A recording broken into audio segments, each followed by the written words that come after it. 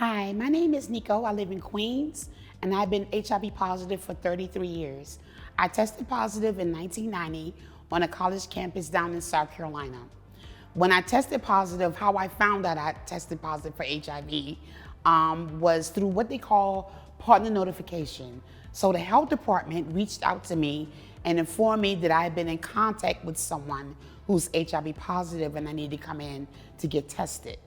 So I went in and got tested, and back then it was 2 weeks, so I had to wait 2 long weeks in order to get my test results.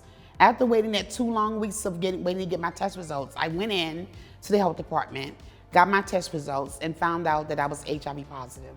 I was 19 years old, the prime of my life when I was looking forward to a whole lot of things that were going on in my life at that particular time, such as like pledging a sorority and like declaring my major, while I was in college, and everything switched when I became diagnosed with being HIV positive. So I left college. My boyfriend partner at that particular time was still trying to follow me and run after me or whatever.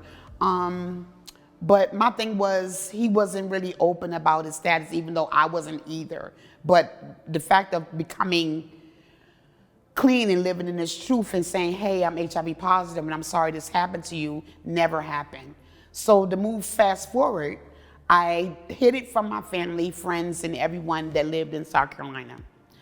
I finally told my family, which was 4 years later. I lived within that 4-year period without telling anyone. When I did tell someone, that's when I found out that I wasn't HIV positive anymore, that I actually progressed to having an AIDS diagnosis. And from me having an AIDS diagnosis, there was no health care in South Carolina for me. So what I did was I moved to Brooklyn, New York, and that's where I landed. From being in Brooklyn, I got educated, I learned about my HIV, I learned how to take care of myself. I got into care because I was not in care when I was in South Carolina, and I began to take care of myself, and then I became an advocate, and then I finally had a door open that I was able to be a spokesmodel for HIV Stops With Me. So if you're newly diagnosed, know that there's help. Visit our website at www.hivstopswithme.org, and you can visit us there and reach out to me or any of the other spokesmodels that we have here on the campaign.